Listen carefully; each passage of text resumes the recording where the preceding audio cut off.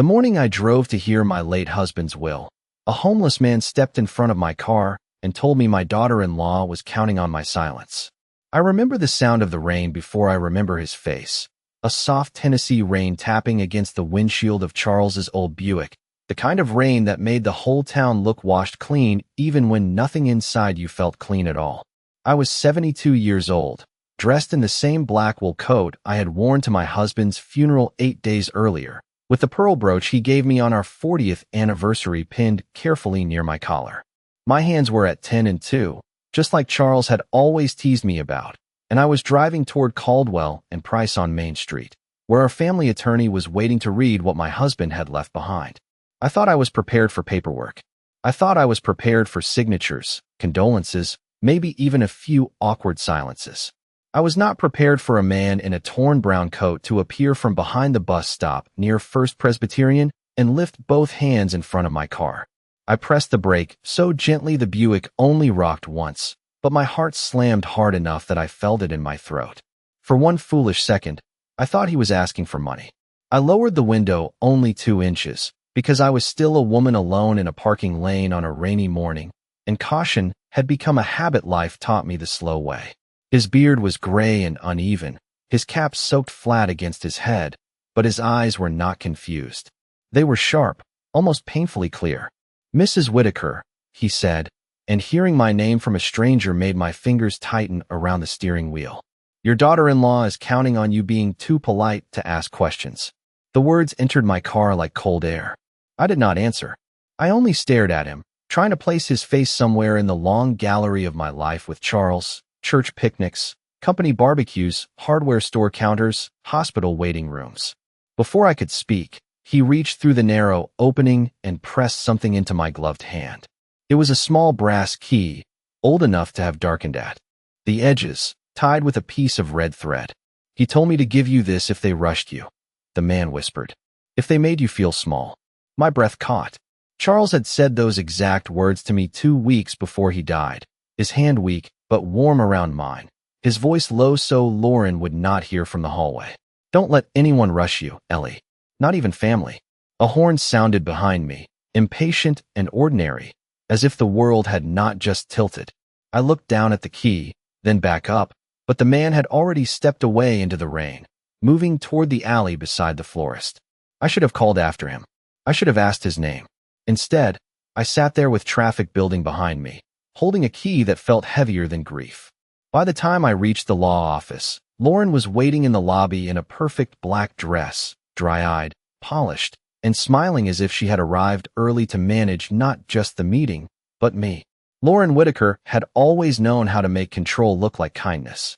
She crossed the lobby with both hands extended, her wedding ring catching the soft light from the brass sconces, her mouth curved into the kind of careful smile people use in funeral homes and charity luncheons. "Eleanor, you made it," she said, as if there had been some question about whether a 72-year-old woman could drive 4 miles through light rain without supervision. She leaned in, not quite hugging me, just brushing the sleeves of my coat with her fingertips. We were starting to worry. Behind her, my son Michael sat in one of the leather chairs beneath a framed watercolor of downtown Franklin. He looked up when I entered, then looked away so quickly it felt practiced. He had Charles's gray eyes, the same square jaw, the same habit of rubbing his thumb against his wedding band when he was uneasy. But my husband had never used silence as a hiding place. Michael did. "Hello, Mom," he said softly. He did not stand. That small thing should not have hurt as much as it did. I had taught that boy to hold doors open, to write thank you notes, to call elderly neighbors by Mr. and Mrs. I had stood in the bleachers during cold Friday night football games with a thermos of cocoa tucked under my arm. I had driven him to piano lessons he hated and college visits he pretended not to care about. Yet that morning, in a law office where his father's name would be read from legal paper, he stayed seated while his wife arranged the room around him. "Martin is ready for us," Lauren said.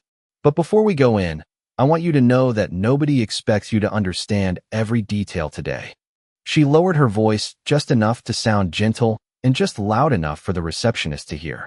"Estate language can be overwhelming, especially with everything you have been through."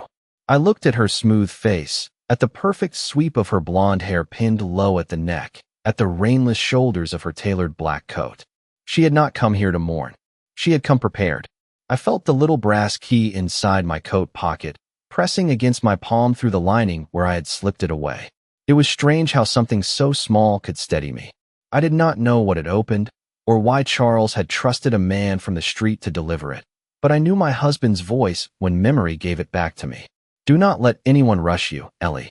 I will listen carefully," I said. Lauren's smile tightened, only for a second. Of course. The conference room smelled of coffee, paper, and lemon furniture polish. Martin Caldwell stood when I entered, his face drawn with the solemn fatigue of a man who had handled too many families after too many losses. He had been Charles's attorney for nearly 20 years, and he kissed my hand the old-fashioned way, not for show, but because he had once admired my husband and still respected me. Around the long mahogany table sat two bank representatives, Michael, Lauren, and a younger associate I did not recognize. A blue folder waited at the head of the table. Lauren guided me toward a chair at the side, not beside Michael, not near Martin, but slightly apart, near the credenza where extra coffee cups had been stacked. It was the kind of placement that looked accidental unless you had spent a lifetime setting tables and understanding exactly what seating says about belonging. I sat. Without complaint. I folded my hands over my purse. Lauren took the chair closest to the folder. Martin Caldwell opened the blue folder with the care of a man lifting something fragile, and for a moment the room went so quiet I could hear the rain tracing thin lines down the windows behind him. He began with the formal language, Charles Whitaker, being of sound mind, resident of Williamson County, Tennessee, and I listened to my husband reduced to dates, addresses, signatures, and clauses. There is a particular cruelty in hearing a life summarized by paper. Charles had been the man who warmed my side of the bed with his hand on winter mornings, who kept peppermint candies in the glove box, who remembered the names of every cashier at the grocery store. On that table, he became an estate, a file, a matter to be settled. At first, the words sounded ordinary enough. Personal effects, charitable gifts, a small donation to the church restoration fund, his watch to Michael, his fishing rods to our grandson. Then Martin paused, adjusted his glasses, and continued in a slower voice. The family residence on Willow Creek Road, including all attached land and structures, would remain available for my use under a lifetime occupancy provision, provided that management authority rested with Michael Whitaker, advised by Lauren Whitaker, for purposes of maintenance, sale consideration, tax planning, and asset preservation. Available for my use. Not mine. Available, like a guest room. Like a borrowed coat. I felt my fingers close around the clasp of my purse. That house had my handwriting on the labels in the pantry.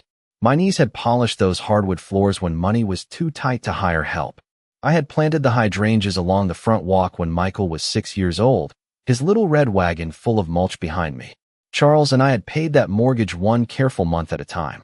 Now a sentence on cream-colored paper had made me a permitted occupant. Martin continued, and each clause placed another polite lock on a door I had once opened freely. The investment account would be transferred into a family trust. Michael would serve as primary trustee. Lauren would serve as administrative advisor. Discretionary distributions could be made for my health, comfort, transportation, and reasonable living needs. Reasonable. I looked at Lauren when that word was read. She did not look back. She was watching Martin with a calm face, but one finger tapped gently against the table, not nervous, almost satisfied, as if she had already rehearsed this rhythm. Michael stared down at his folded hands. The younger associate took notes. The bank representatives wore the blank expressions of people trained not to react when families break quietly in expensive rooms. When Martin finished the section concerning my personal allowance, Lauren reached over and touched my sleeve. "Charles wanted you protected," she said softly. Her voice was honey poured over a blade. "He knew these things could be too much for you now." I turned my head and met her eyes. For the first time that morning, I saw something behind her sympathy. Not grief. Not concern. Possession. She was not comforting me. She was measuring how small I would allow myself to become. I had spent most of my life believing that cruelty announced itself loudly. I thought it came with slammed doors, raised voices, and ugly words people could never take back. But sitting in that conference room, with Lauren's manicured hand resting lightly on my sleeve, I understood that the worst kind often arrives dressed as concern. It offers you coffee. It calls you fragile. It tells everyone it is helping while it quietly moves your chair farther from the table. Martin was still speaking, something about tax efficiency and administrative continuity, but his voice had faded to the edge of the room. My mind had gone back to the last 3 weeks of Charles's life, to all the moments I had folded away because grief made me too tired to question them. Lauren had been everywhere then. She brought casseroles we did not ask for, answered phone calls before I could reach them, sorted mail at our kitchen counter as if she had always belonged there. She said she was taking stress off my shoulders. I thanked her for it. Once, I came downstairs at 2 in the morning and found the light on in Charles's study. Lauren stood beside his desk with a stack of folders pressed against her chest. When she saw me, she smiled too quickly and said she was looking for an insurance form Michael needed. Charles was asleep upstairs, pale and exhausted from another hospital visit, and I was too worn down to wonder why my daughter-in-law needed insurance papers in the middle of the night. Another time, Charles asked for his old cedar box from the garage, the one he kept on the highest shelf behind jars of screws and fishing line. Lauren heard him from the hallway and came in with a glass of water before I could answer. "Not tonight, Charles," she said sweetly. "You need rest, not paperwork." He looked past her at me, and there was something in his face I did not understand then. Not fear. Charles was not a fearful man. It was urgency, trapped behind weakness. Later that week, I found him sitting alone in his recliner, staring at the rain beyond the living room windows. He reached for my hand and squeezed it with what strength he had left. "Ellie," he whispered, "if anything feels wrong, do not sign because they are rushing you." I had thought he meant medical forms, hospital releases, all the cruel little decisions sickness forces into a marriage. I kissed his forehead and told him not to worry. That was what wives do after 48 years. We smooth the blanket. We lower the lamp. We pretend tomorrow is waiting like it always has. Across the table, Lauren slid a fresh document from her folder and placed it before me with a silver pen on top. "This part is simple," she said. "It only confirms that you accept Charles's wishes and will not challenge the estate plan." Michael finally looked at me then, his eyes tired, pleading, and ashamed. "Mom," he said quietly, "please, do not make this harder." I looked down at the blank signature line. Then I felt the brass key in my pocket, cold against my palm, and for the first time that morning, I stopped feeling like a widow being managed and started feeling like a woman being warned. I did not pick up the pen. I looked at it the way I used to look at a wasp trapped against the kitchen window, small, harmless looking, but carrying a sting if handled carelessly.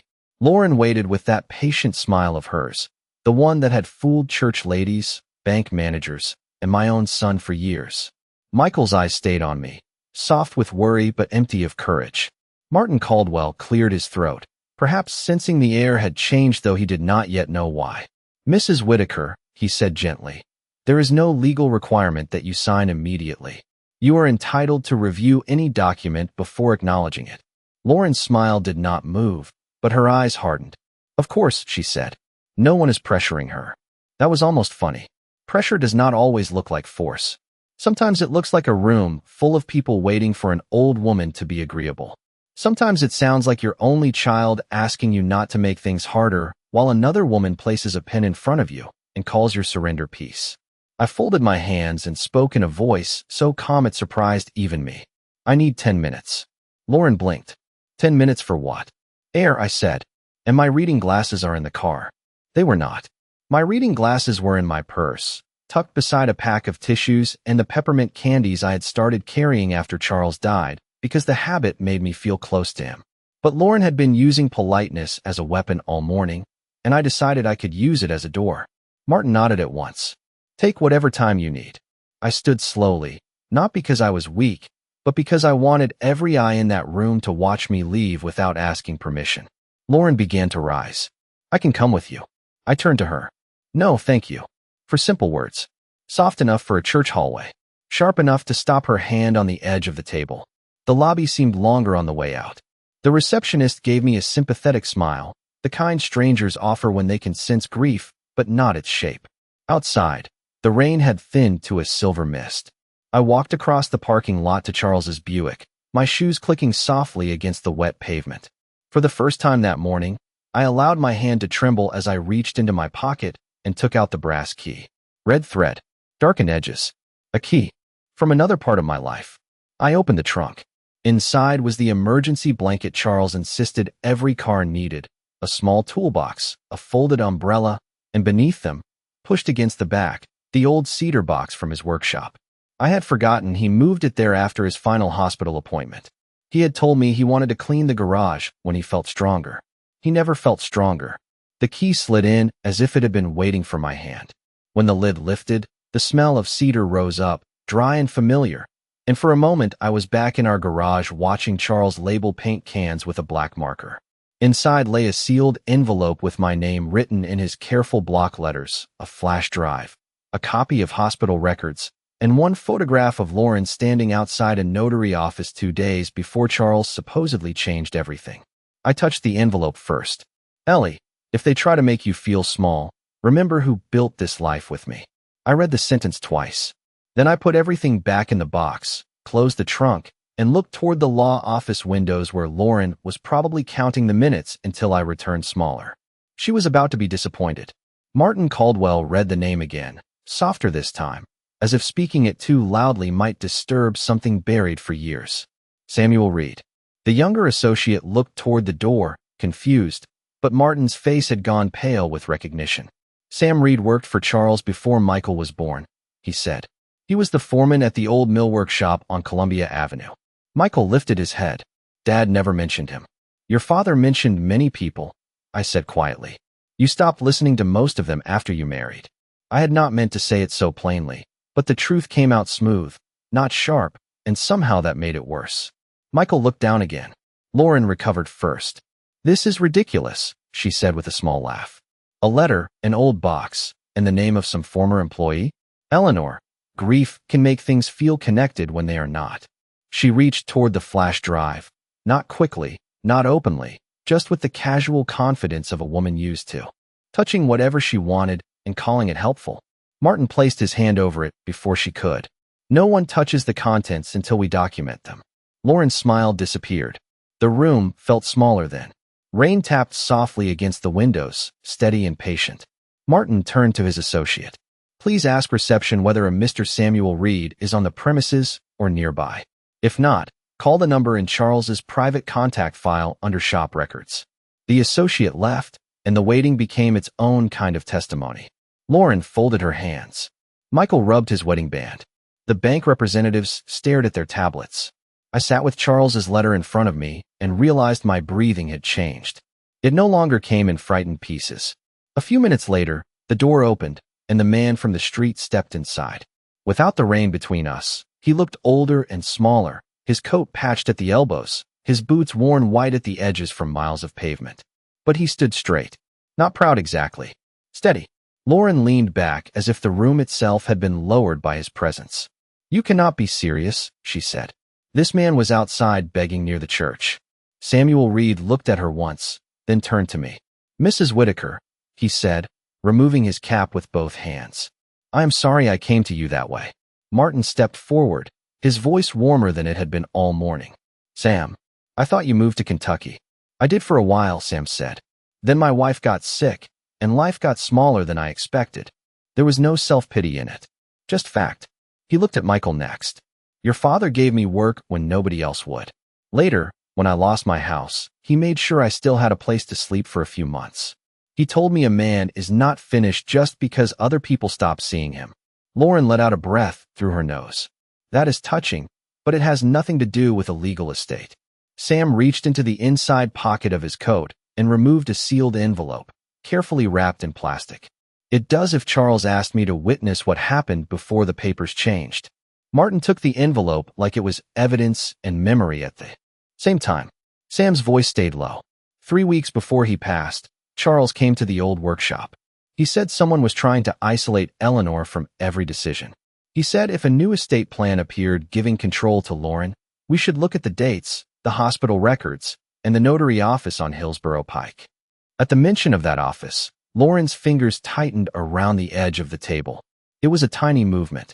Most people would have missed it. I did not. Old women notice hands. Hands reveal what mouths repair. Martin unfolded Samuel Reed's envelope and laid its contents beside Charles's letter, arranging each page with the precision of a man who understood that truth loses power when handled carelessly. There was a signed witness statement from Sam, a photocopy of Charles's driver license, a handwritten note listing dates, and a printed page from Williamson Medical Center showing my husband had been admitted on the same afternoon the new estate plan was supposedly signed across town. The room did not erupt. Real revelations rarely sound like thunder. They sound like paper sliding across polished wood. Martin asked his associate to connect the flash drive to the conference screen, and for the first time Lauren openly objected. "This is unnecessary," she said. "We are letting a stranger turn a private family matter into a circus." Samuel stood near the door, cap in his hands, saying nothing. There was dignity in his silence, the kind Lauren had tried to strip from him the moment he entered. Martin looked at her over his glasses. "Mrs. Whitaker, if the documents are authentic, this is no longer a simple reading. It is a question of validity." Lauren's jaw tightened at the word validity. The screen flickered, then showed a short video from Charles's workshop. My husband sat in his old plaid jacket beside a workbench I knew well, with sawdust on the floor and morning light behind him. His face was thinner than I remembered, but his voice was clear. He said he wanted it recorded that he had not authorized any estate change removing Eleanor's control over the home, trust, or accounts. He said he had reason to believe someone close to the family was trying to separate me from information, access, and legal advice. He did not say Lauren's name at first. That was Charles. Even at the end, he gave people room to choose decency. Then he looked directly toward the camera and said, "If a document appears naming Lauren as advisor or giving her practical control over my wife's assets, Martin, investigate before allowing Ellie to sign anything." Michael made a sound so small I almost missed it. Not a sob, not a word. Just the breath leaving a man who had finally seen the floor give way beneath the life he had allowed his wife to arrange. Lauren stood. "This is manipulation," she said. He was ill. He was confused. Anyone can record an old man saying things. Martin turned to the hospital record. The contested estate amendment was notarized at 2:15 in the afternoon on April 3rd. He lifted the next page. Charles was admitted at Williamson Medical Center at 1:40 that afternoon and remained under monitored care until after 6. The younger associate added quietly, "The notary log should confirm who appeared in person." Lauren reached for her purse. "I am not staying here to be insulted." But as she moved, her hand brushed the flash drive, and it slid toward the edge of the table.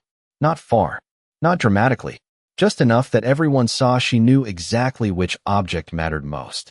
Michael looked at her then, really looked, as though the woman beside him had become someone whose face he recognized, but whose soul he did not. "Lauren," he said, "what did you do?" She turned on him with tears gathering too quickly to be trusted.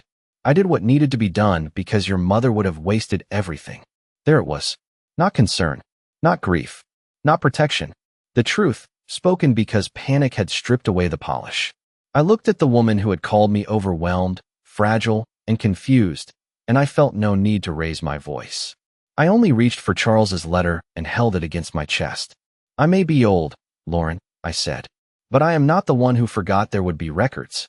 Martin did not ask Lauren to explain herself again. He simply closed Charles's folder, removed his glasses, and spoke in the careful tone professionals use when a room has become more serious than anyone expected. "This meeting is suspended. No acknowledgement will be signed today. All estate assets will remain under review until the contested amendment, the notary record, and the hospital timeline have been formally examined." Lauren stared at him as though he had betrayed her personally. "You cannot do that." Martin placed both hands on the table. "I can and I will. Charles was my client long before this document appeared on my desk, and Eleanor is not leaving this room with fewer rights because someone tried to hurry her signature." The word rights settled over me with unexpected warmth. Not comfort, not victory, something steadier. For weeks after Charles died, people had spoken to me in lowered voices, as if widowhood had made me smaller, slower, less present. They had discussed my meals, my sleep, my memory, my future. They had forgotten that I was not an object Charles left behind. I was the woman who had stood beside him when there was no company, no lake house, no trust account, only a rented duplex, 2 used cars, and a folding table where we ate dinner while saving for a life. Michael pushed his chair back. His face had lost all color, and for the first time that morning he looked like my little boy again, not because he was innocent, but because he was frightened of what he had allowed. "Mom," he said, "I did not know." I looked at him for a long moment. There were years inside that silence. Birthdays he had missed because Lauren said they were busy. Sunday calls that became text messages. Christmas mornings when he let his wife decide how much of me the family could tolerate. "Maybe not," I said, "but you chose not to ask." His eyes filled, but I did not rescue him from the discomfort. I had spent a lifetime softening hard truths for the people I loved. That morning, I let one remain hard. Lauren gathered her purse with shaking hands, all the polish draining from her face now that no one was following her script. "This family will regret treating me like this," she said. No one answered. That was the first real consequence she received. Not an argument, not a scene, only the sound of her own threat falling uselessly onto a table full of evidence. When she left, the door closed softly behind her, almost politely, as if even the room refused to give her drama. Martin promised to contact the court, the bank, and the notary office before close of business. Samuel Reed signed a preliminary statement at the corner of the table, his rough hands moving slowly over the paper. I watched him write his name and thought about how close I had come to driving past him in the rain. A man the world had stopped seeing had carried the one thing everyone in that room needed most: truth. When the papers were gathered and the flash drive sealed, I stood and pinned Charles's pearl brooch more firmly to my coat.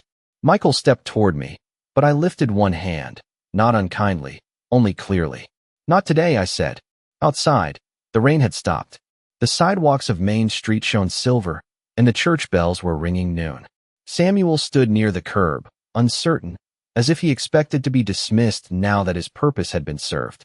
I walked to him and said, "Mr. Reed, there is a diner 2 blocks from here that serves decent coffee and chicken pot pie. I would be honored if you joined me." His eyes softened.